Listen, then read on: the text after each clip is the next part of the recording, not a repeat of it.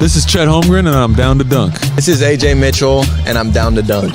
This is Alex Crusoe, and I'm down to dunk. It's like baby bottle pop. Yeah. Mm-hmm. This is Adam Flagler, and I'm down to dunk. Hey, it's Isaiah Hartenstein, and I'm down to dunk. This is Kason Wallace, and I'm down to dunk. I can't spell Lucas. Hey, how do you spell Lucas? How do you spell Lucas? This is Lou Dort, and I'm down to Dort. This is Nikola Topic, and I'm down to dunk. This is Dylan Jones, and I'm down to dunk. This is Isaiah Joe, and I'm down to dunk. And there's probably like 50 to 75 Beanie Babies. Give me like your top 3 Pokemon. Brother, I can't even name. This is Jay Will, and I'm down to dunk. Sometimes the way his brain works is it leaves a lot to be desired. This is Kenrich Williams, and I'm down to dunk. Charmander. Yeah. Charmander. Are you more of a Charmeleon guy? Charmeleon. This is Shea Gilgeous-Alexander, and I'm down to dunk. Schlecht. You know what it means? Yeah. That means like bad. It means bad. Yeah. Yeah. That's me. Well, it was a good interview, so it wasn't bad. J-Dub, year 3, and I'm down to dunk for the 3rd time. Thank you. Ooh, welcome to Down to Dunk. I'm your host, Andrew Schlecht. We're part of the Athletic Podcast Network. With me, hardly ever on a Sunday these days, but when we're up to respect the cup, we're doing it on a Sunday. Michele Berra, what's up? Well, it was quite the game. I mean, a fantastic showing of offense in the first half. It was like putting a finger in someone else's eye for 12 to 15 minutes. It was so bad. There were so many fouls. It was just a brutal watch. And I think like a lot of credit's going to be given. I promise you. Tune into ESPN, you tune into the Ringer or wherever else. They're like, credit to the Rockets defense. They played really well. The Thunder just missed a ton of shots. Listen, they just missed a ton of shots that they should have made. It was not that the Rockets were forcing them into some things that they probably didn't want to do, but a lot of times they had open shots and they just flat out missed them. Yeah, the Rockets played let's triple Shea with very tall guys and hope that nobody else scores. This is which is by the way a very nice strategy, because if you don't stop Shea, things will not be okay for you. So in the end, I think that they played their cards very well. I would say the Rockets played with a lot of energy, but in the same time, I mean, it was OKC creating good shots and missing good shots, which at some point when they settled, they started turning the ball over a little bit too much for my tastes, but then it was just missing good shots. And one thing that I want to say before I forget, because I'm getting old and I don't remember everything, Hartenstein, involving Hartenstein. Let me repeat it a 3rd time. Involving the man has his own benefits. I mean, against Houston, the first game, the second one, the first game that he played, I think he scored like 4 points, something like that. Yeah, he was not involved. Yeah. And as soon as he was, and this together with the double teaming of Houston, they just ripped them apart because Hartenstein was involved, was looking to score, played great defense like Christian A is saying in the chat against Şengün Alpi. It was just an incredible second half by OKC. Yeah. It was the shot making came around, and really Shea came around. He was. I mean, I predicted he'd win the MVP this year. I think right now he has to be the front runner for the MVP. I think he's playing ridiculous basketball on the best team in the NBA, and to me, like that should be your MVP. I think like it's pretty clear to me that he's that guy. The atmosphere in the arena, by the way, the T-Mobile Arena is right behind me here. I'm trying to point opposite. It's really hard to do. The T-Mobile Arena it's just such a weird environment. It is absolutely a strange environment because I was sitting next to Joe Varden and Kelly Eco, and we were trying to decide, like, is this crowd a pro Thunder crowd or a pro Rockets crowd? And Kelly and I decided that we both thought it was like 55-45 in favor of the Thunder last night. Is kind of how what I got from the TV feed. Yes. Yeah, that's kind of how it felt. So like that was interesting. It is for like the first few minutes of the game, they weren't playing music. A lot of times they'll play music as they like bring the ball up and all of that. They weren't playing music. I just was like, I was almost afraid to talk because it was so quiet in there. It was just a very strange environment. And Lou talked about this, and I asked Mark about this last night. But there was a play where Lou dives on the floor, gets the ball to Kaysen, who leaks out for a dunk. And that was like a moment that kind of like ignited the crowd, and the crowd kind of stuck with it after that. Like Lou Dort, as much obviously this was the Thunder, this whole victory is like on the back of Shea for a lot of reasons. But this was one of like the ultimate Lou Dort games. I think he drew multiple offensive fouls. He scored 19 points. He had 9 boards. He had an assist and 3 steals. 5 of 9 from 3. Finally feeling the flow with the mallet finger on his pinky. He got teed up for like doing 3 like the European. Like this is fantastic. Yeah. Did you see his outfit after the game? Yeah. I have so many questions about that. Scream here because it was just unbelievable. This was like the ultimate Lou Dort game, and it's not surprising to me at all that it was, because really since he's been with the Thunder, he has got up for big games like this. I mean, it's just kind of in his DNA to do this. And he plays with so much force right now. I know that I said it many times in the first like 25 games of this season. He is way more aggressive because he know that he can be. Because when he's out of the court, you have Kaysen Wallace and Caruso, who are, by the way, 2 of the 15 best perimeter defenders. Wow. By the way, here's Lou in his outfit. He's got like bell bottoms on. He's got this like beret on. He's got his hair all out. He's got this black jacket with like these gold eagles on it. Yeah.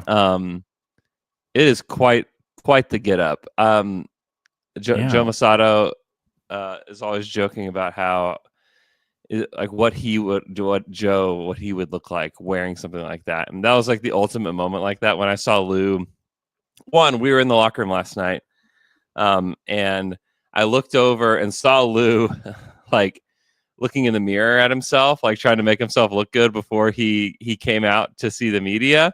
And all I could think about during that media session, one, you need to hop on YouTube. If you haven't, you need to subscribe to our YouTube channel. Check out this photo of Dort. But all I could think about was Joe Masato standing in front of the mirror, putting this outfit on, trying to make himself look good before you address the media. And so like gold matching watch, gold matching glasses. Everything. Yeah, I mean, it was incredible. It was incredible. As was Lou last night.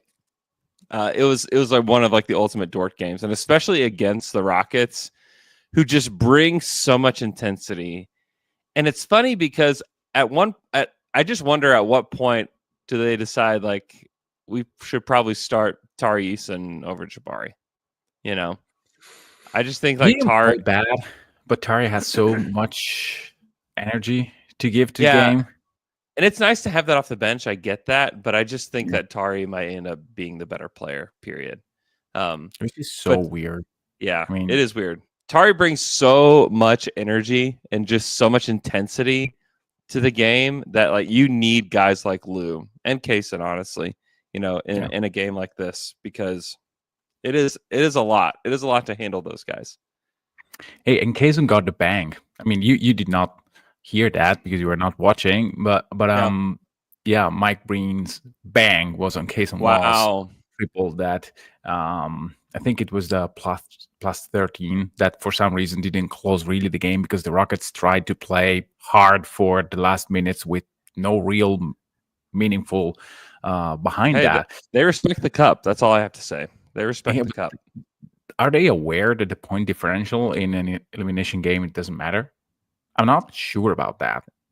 I don't know. I will say I did win the belt. I picked the Thunder by 16. They won by 15. So yeah, I know. Like But did Jay pick 13? I think he had like 10, maybe. Someone else picking the middle. Maybe Taylor. Yeah. Yeah, Taylor picking the middle. Yeah. So it was a narrow win for you. Very narrow win. Like 1 to 2 points. But yeah. Oh man. Yeah, this was such a fun game. Shea, to me, like one of the plays of the game. I know Mark said that's that Dort play, but to me, and this had the arena going crazy. It's the play where he absolutely fakes out. I need to pull it and put it on the stream. But Shea completely fakes out Dylan Brooks, drives, and then like wrap around to J-Dub on the perimeter, nails the three, and it was just like, this is just not fair. Like, this is absolutely not fair. He's so good, and the connection between those two is really starting to change even a little bit. I think that those two are really learning how to play off of one another, and I just think that it's just so much fun to watch. And that play in particular was just like, wow. It was so impressive to see, Shea pull that off. Shea said, and he said this to us the other night, that he likes to first try things on his own, then he'll try them in like a workout, then he'll try them in practice, and he tries things just like over and over again, and won't try them in a game until he's absolutely ready to put it in like an NBA game. And so you just wonder, like, he's obviously just like been in the lab for a while. Yeah. And he's been ridiculous. Okay, here's that play where he totally fakes out Dylan Brooks. Oh, nice crossover. Goes inside. Out to Williams. Williams a three. Gets the bounce and goes through. It's just absurd. Yeah. He thought he had tricked Dylan to going under the screen. Yeah. And then basically just just left him in the dust as Dylan just looks like a cartoon character or something on skates, just scrambling around trying to figure out where he's going.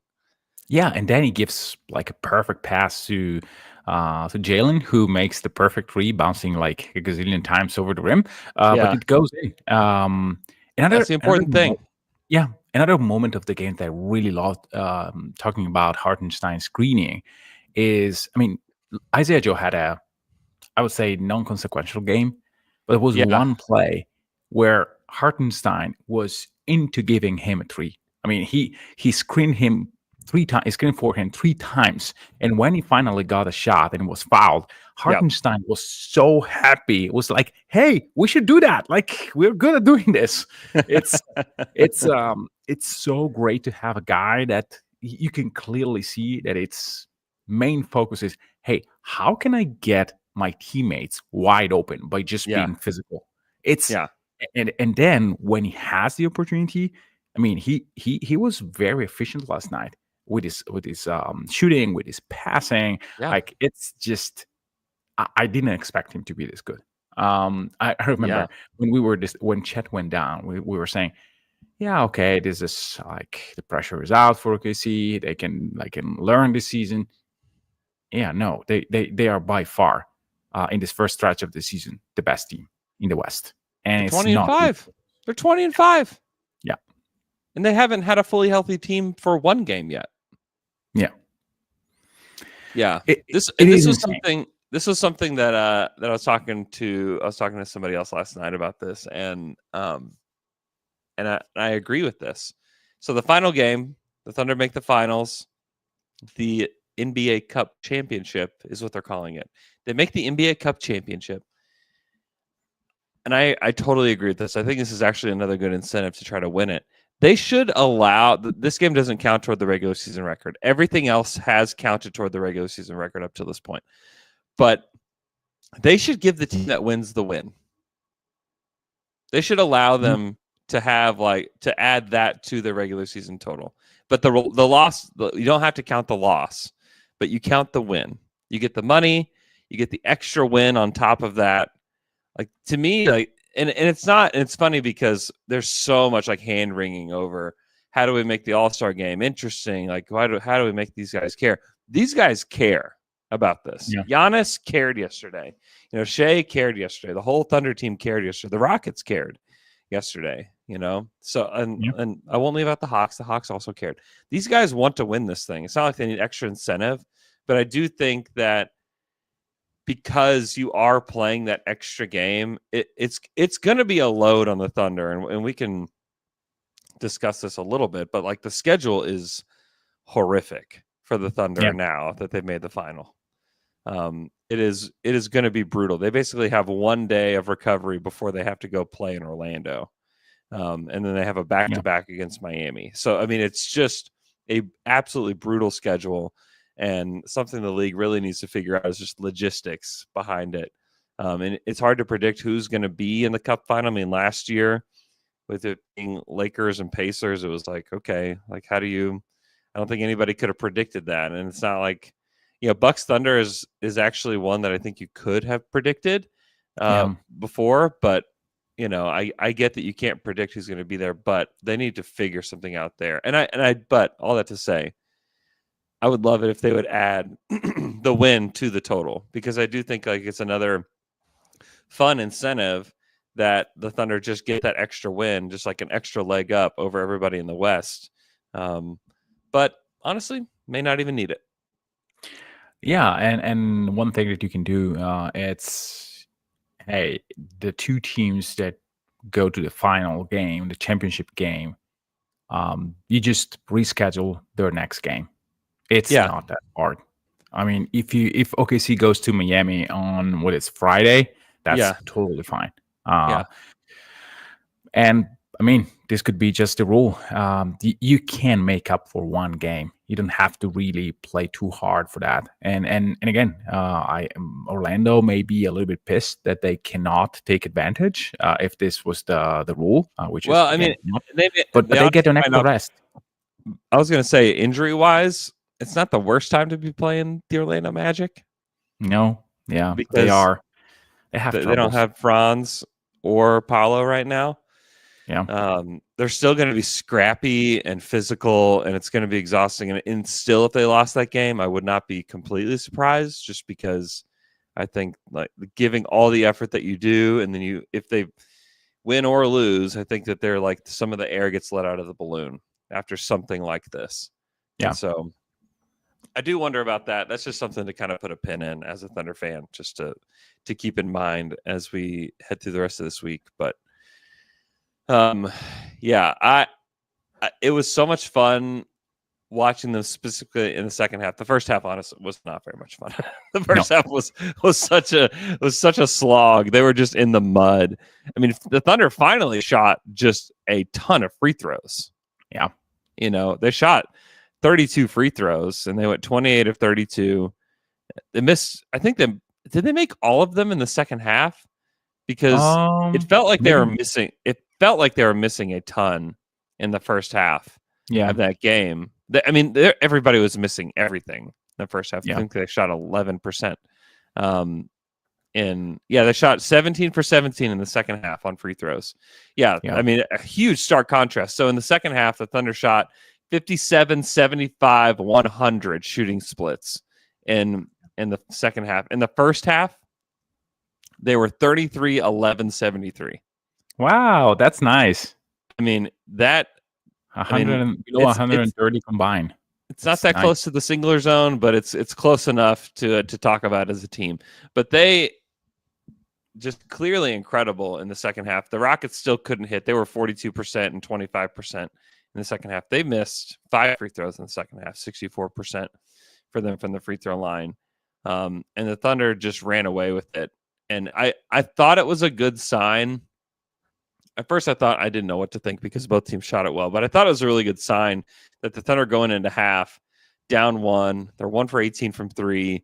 They couldn't hit anything. They were generating good shots and good looks. And I just thought this is going to be just a horrific night, or it's going to turn. And I would have bet that it would have turned, and it did in a pretty significant way. I mean, like that's a huge turn for the Thunder. Yeah, and just to put another extra on Shea's games, 5 steals. I mean, those were actual, real money-making steals. Yeah. Those are not like, hey, I'm jumping passing lane, I'm risking like Tarheisen. No, those were, hey, I'm steady, I'm behind my defender, and I just use my arms to interfere with the passing without leaving my position, which it's the Shea steal. But to have 5, and some of them were, I think, generating points, it's something. I mean, he was locked in, just locked in. And again, it doesn't mean that he is always perfect, but defensively he was very good last night, which, again, he was the best player on the court by far. Not on both ends, because you have Lou Dort with his plastic move to get balls here and there, but it was just fantastic. Yeah. Yeah, the Thunder really didn't score off of turnovers that well. Yeah. And a lot of that was they had a ton of they turned the ball, the Rockets turned the ball over a lot in the first half, and then kind of got that together in the second half. But then the Thunder just made an avalanche of shots. Yeah, they only outscored them on points off turnovers by 1. Yeah. They had a lot of turnovers themselves, a live ball. So the margin was slim. Yeah. 12 is a lot for them. Yeah. Yeah. For sure. Yeah, it's unusual that they have, and it's a funny stat because it's just it's a weird one. But last night they had 12 steals to 12 turnovers. On the season, they have a lot more steals than they do turnovers, which no other team in the NBA has that, by the way. Like that is something that only is assigned to the Thunder, and it just kind of fits who they are in a big way, is that the possession battle is a big one for them. Yeah. Like they want to win the possession battle consistently, and they consistently do win the possession battle on a night-to-night basis. And that's how you are 20-5. Yeah. Is that the game plan night to night is, consistently taking more shots than your opponent. And I'm looking at it now. They didn't last night. Did you see this? Yeah. They lost it by a huge chunk last night. Yeah. 80-96 last night. But also the problem with that stat for last night and why it's been the other way the rest of the season is because they don't count the shot for a free throw, the shot that you take to get the free throw as a shot attempt. Yeah. And so like that's why, and that's, to me, that's a big indicator right there for the Thunder that they actually got to the free throw line, is that they did not win the possession battle right there. Yeah, I mean, if you don't get the free throws, then this is, a lost cause of a game. And in total fairness, I think they got some luck out of the Rockets shooting woes, because, you don't get, if you balance the 2 games that they played against the Rockets, then I think that they got a fair, I would say, luck, because, you don't get Van Vliet going 1 of 11 or what he shot last night.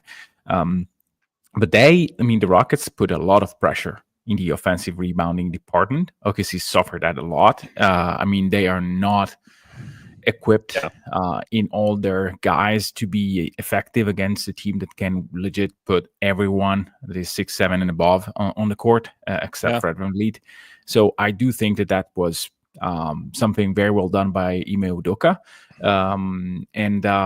But yeah, they were too good on defense, because again, I know that the Rockets shot the ball putridly, but OKC played them to allow only bad shots for Van Vliet, for Green, for Brooks. So yeah, there is a bit of luck that they lost the offensive possession battle, which may cost them a game in the future if that happens again, but not last night, because they were too aggressive, and in the end they scored more efficiently, and that is again, it's not the recipe for success to have a lower number of shots, and it's not their recipe for success. Yeah, but it all flips if they're taking 32 free throws. Oh yeah. And if they make them at this rate, and if they're making them. Super chat from El Sombra Regia 7. He says, "Love that it now feels like more folks are taking the cup seriously. Respect the cup." He says, "I do envision a future," or said, "I really do envision a future where where it has the prestige of the FA Cup or Del Rey." I mean, Yeah. I think that would be Do you cool. know what I think Del that, Rey is? do I? Nope. Oh, I think it's the Spanish national cup for soccer. Copa del Rey Okay. means Cup of the King. Okay. It's a very prestigious trophy in the I think it's soccer, but it may be also basketball. I don't know if they are called the same. Anyhow, I think, and I was actually talking to my son about this the other day. It's like the hope is that this is a thing that exists for a long time, and that it's something that people do view as prestigious. I still think that people are trying to figure out what they think about it. And I was just asking as many media members kind of across the gamut from ESPN and the Ringer and the Athletic and everybody, just like, what do you think about the cup? Like, what is your feel for it? These are guys that have been, most of them have been to both games. I've been at both NBA cups, or I guess they won't both call the NBA Cup, but and everybody really likes it. Like I thought I might get some more cynical answers about it, but everybody thinks it's a really good thing. And I know that there could be some solution. They need to figure out some solutions for scheduling. They need to figure out some solutions for just overall what to do with the crowd. But I think the crowd was a lot better last night. I know it still felt strange, but the crowd itself, with the amount of people that were here, was way better than I thought it would be. I worried that it would be kind of dead, and the first game was dead, at least in the first half. But the people started to file in. It's so early here. I mean, the game started at 1:30 in the afternoon. Yesterday. That's a bit too early, and especially in Vegas, it's too early, I would say, for people. So I do wonder just about like some logistical things that they need to hammer out. But overall, I agree. I think like they've done a good enough job. The players care about it, which I think is probably the most important thing. That if the players didn't care about this, then what are we doing? But the players care about it. They wanted to win it. The teams want to win it. And the Thunder are one step closer to getting Jay Will his $500,000, which will happen Tuesday night. $500,000 for Jay Will on Tuesday. So it's very exciting stuff. It's really cool just to see the Thunder be a part of this. And now they move on to play Milwaukee. And I know you probably need to go here shortly, Michele. But just quick thoughts on the matchup between the Thunder and the Bucks. Yeah, let me take a second to just analyze what happened. I think also in the previous part of the cup, I think that the game against the Mavs, and in general this one game still regular season kind of thing is really working. So it's getting better. Last year I don't remember anything about those games. There was not like a lot of narrative around that. For Milwaukee, I mean, it is a different game. They are much different team from Houston. They have two clear point of source of offense. The key matchup for me is how Hartenstein will adapt to Brook Lopez, because he will be stretched out. I even wonder if at some point OKC decides to do something different and let Hartenstein guarding someone else. But that is to me one very interesting thing, because last night Hartenstein was able to just get into drop coverage basically at every point of the game, and he didn't flinch when Alpi made his first three. I really wonder what that is, it will look. And then just who guards Giannis? Is it let's circle in everyone basically? But I'm very curious to see who starts, because I'm positive that Lou Dort probably will start in Dame, and I would absolutely be okay with that. I think that Dub is going to guard Giannis for the first few possessions, and I really want to see how that looks like. Yeah. And with that said, I really need to bounce. Yeah. Michele, thanks for respecting the cup with me on this Sunday morning. I'll hang around for a little bit if you guys want to put some questions in the chat. I will answer some questions here from an undisclosed location in Las Vegas. So we'll take a quick break and we'll come back. I'll answer some questions and then maybe give a little update on Chet Holmgren.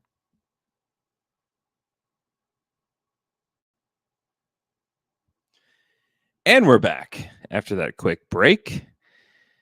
So Chet traveled to Las Vegas for the Cup, and I did see him standing on his own 2 feet without crutches, which was good to see.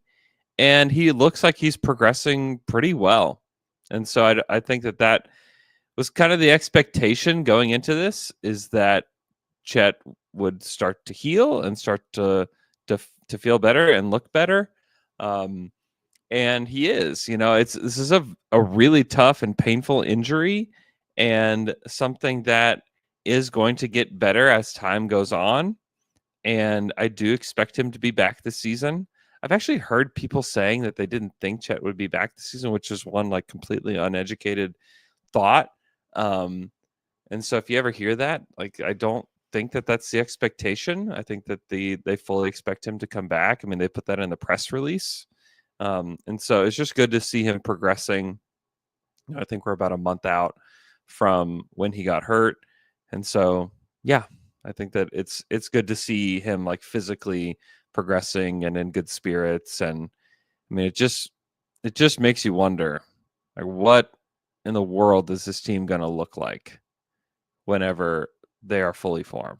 Because we just haven't seen it yet. We've seen like the 3 versions and they've all been good. You've had the Chet version of the team, you have the super small ball version of the team, and then you have the Hartenstein version of the team. They're all good. And so, I mean, that to me is pretty interesting, just to think about what they could be like. And I think they'll have a good chunk of games to play together before you get to the playoffs. So I don't think it's going to be like 1 week and then he's back. But you never know. You never know with the human body. Like, anything can happen from here. As we Thunder fans know, we've seen that with Russell and Kevin with the loose stitch and all that. But hopefully, there was no surgery required here. Hopefully his body just heals. And I think, he's young enough to where you think his body would heal at a decent rate. Samba Reggio sends another super chat.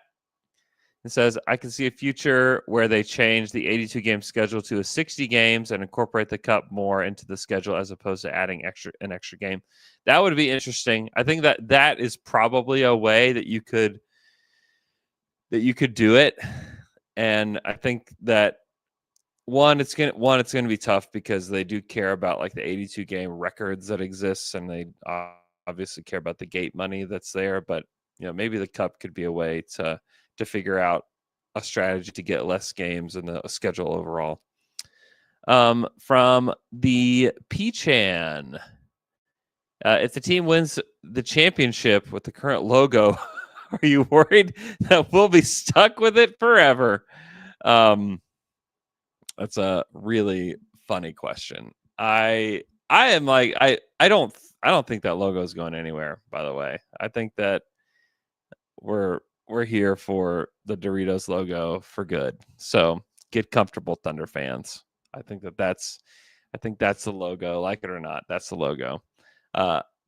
Another player that I did want to bring up, I think, well, briefly, I want to just like bring up Cason Wallace too, because Cason was really good in this one. He was a +8, only 5 points, but just was an absolute beast last night defensively. And then he had the little scuffle that happened last night with Şengün, and he was not taking it from Alpi. He just like one look over at Alpi in this moment. He's like, I am not taking this from this guy. And then after the game, he talked about how like we're not going to get punked. Like they're not going to let him punk them. And I thought that was very interesting. And you're starting to see a little bit more personality from Cason. He's a quiet guy in general, but you can see him just being more comfortable just as a player in the NBA and around media and all of that. And I like that quote.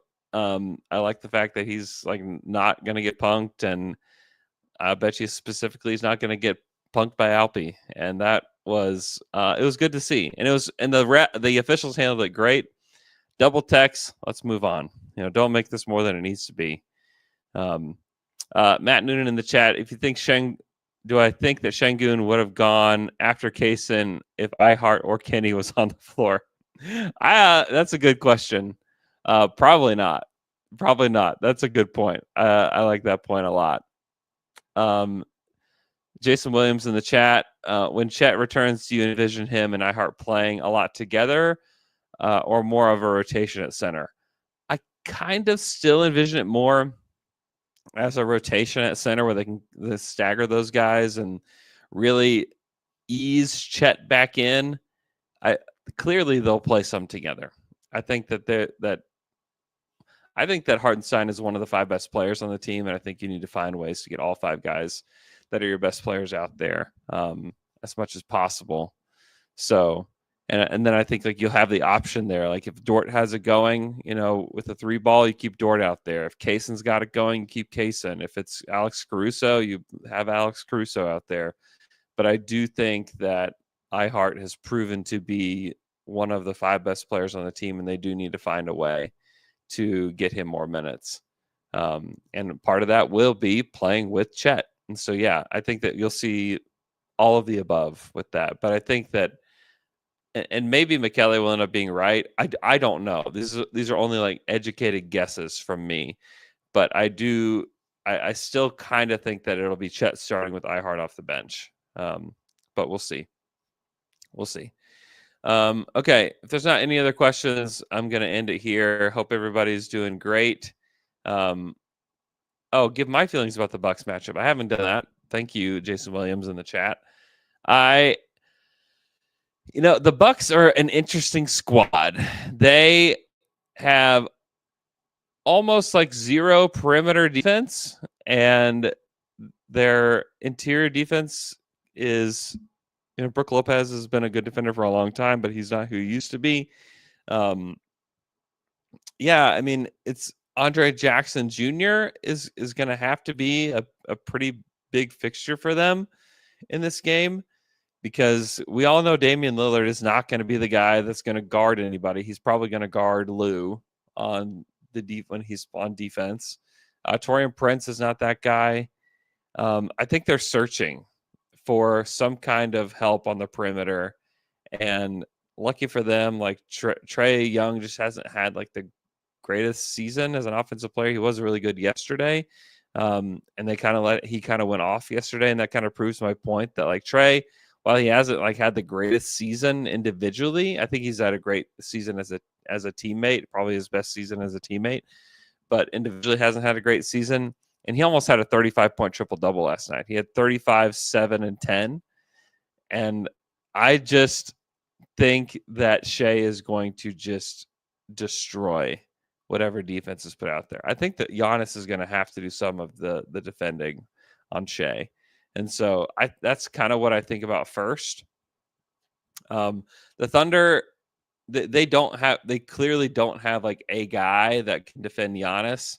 I do think that a lot of it is going to be on Isaiah Hartenstein to defend him, and then I think that it's going to be a group effort. I think that you'll see some of Dort on him. Alex Caruso has defended him well in the past, and so I do think that AC is going to get a chance to play, and certainly be the guy that guards Giannis tomorrow or on Tuesday night. So I think that, it's overall, I think the Thunder just have the advantage as long as they can shoot the ball well. I think that they have a clear advantage over the Bucks. I think they are a much better team than the Bucks. I think the Bucks have a lot of players on their roster that wouldn't play for OKC, and I think that they have a lot of guys that just don't really defend very well, which I think is a huge disadvantage for Milwaukee. And so they still have Giannis, who had 32, 14, and 9, and 4 blocks in that game. He's had an incredible season. We all know what Damian Lillard is capable of. And it's a single elimination game. So, like, if Dame goes 8 of 9 from 3 and Giannis goes for 40, like, yeah, I could see a world where the Bucks win the game. But if I'm just looking at it analytically, I just think, like, the Thunder are going to win this game. I just think that they have the better team, and overall, I think they're playing better than them. And so, yeah, I think that's interesting. Michael B in the chat says, I like how your athletic recap mentioned how Shea pulled the guys together after the squabble while the Rockets were all separate and losing their minds. Yeah. I mean, it was a great point. I think it was Zena that made it. If you haven't listened to that or aren't listening to the NBA Daily, I'd really appreciate you guys doing that. And I think it's honestly a really good show as well. It's on YouTube and it's on Apple, Spotify, all of that. But it was a really good point that like the leadership that like permeates from Clay Bennett to Presti down to Mark to Shea throughout the roster is a real thing. And you can see it playing out in moments like that. Like those are the moments where leadership really shows. And Shea desires so much to be a leader and has worked on that over the years and has become a true leader of this squad. And you saw it in those moments. It's like these moments that are difficult or straining or challenging or frustrating or whatever it is. Like those are the moments where you need leadership. And Shea certainly displayed that last night. And I thought that was pretty cool. Matt Noonan in the chat watching Presti dap up SGA at the end of the game in the tunnel just felt so wholesome. Yeah. I saw those guys kind of walking in the back hallways back to the locker room after the game, and big smiles from all the players, and just like this smirk on Presti's face. That was just like, he is clearly like pretty satisfying for him to get a win like that. Patrick Sievert in the chat, do you think the league will rescind Lou's tech? I mean, they definitely should. We asked Lou about it last night, and he said that they thought that he was pointing at another player. He wasn't. It was, yes, I actually do think that they'll rescind that tech. Oh, by the way, the tech that Cason Wallace got, Isaiah Hartenstein after the game last night said that he's going to pay his fine. Matt Noonan wants to know if I've given any Down to Dunk stickers out yet. I didn't yesterday. Yesterday was such a whirlwind. I was recording videos and getting everything ready, but I'm around if you guys are in Vegas somehow and if you find me, like, yeah, absolutely. I've got some Down to Dunk stickers in my backpack. So come find them. Did he get a tech due to his mallet finger? Maybe so. Ragnar Desert says January schedule looks rough for OKC without Chet. Twice against the Knicks, the Cavs, the Mavs. Yeah, I mean, the January schedule is no joke. And good on the Thunder for banking a ton of wins here, because you need to, because that schedule is going to creep up on them, and there's a couple weeks where they really get to kind of stress test who they are. And that one's tough. It's starting with Friday, January 3rd, really Thursday. So this is a back-to-back. They play, well, I mean, goodness, this actually stretches all the way to the 29th. I mean, listen to this stretch of basketball for them. This is where we're going to find out a lot about the Thunder. And I think we'll see them lose some games in here just because the NBA is really tough. Sunday, December 29th, they play the Memphis Grizzlies. On New Year's Eve, they play the Timberwolves. So it's Grizzlies, Timberwolves, and they get the Clippers on the 2nd, which the Clippers are obviously not a great team, but still like a tough defensive team. The Knicks on Friday, January 3rd, Boston, January 5th, Cleveland, January 8th, New York again on January 10th. That's tough. And then the rest of January, You've got Cleveland again. You have Dallas in Dallas on Friday, January 17th. You have Dallas again, January 23rd. It's like, come on, could we not play Dallas enough? Holy smokes. And then they finish out January against Golden State with Dennis Schroeder on January 29th. So yeah, pretty tough. Pretty tough. Matt Noonan, will you please let L-Man write all your questions for the final cup game? Shout out to the L-Man. Shout out to everybody that came to our event at Chalk last night and got to see the L-Man. So that was cool. Okay. I am going to go back to sleep. So hope you guys are doing great. Hope you guys have enjoyed the cup. Hope you're respecting the cup from afar. And if you're here in Oklahoma or in Las Vegas, please let me know. Would love to see some Thunder fans. Saw a bunch of dunkers last night, and some Thunder fans. Got some fun videos coming out on The Athletic that we're making about the Thunder, so be sure to check those out. Hope you guys are doing great, and we will talk to you guys again. Oh my gosh, after the cup.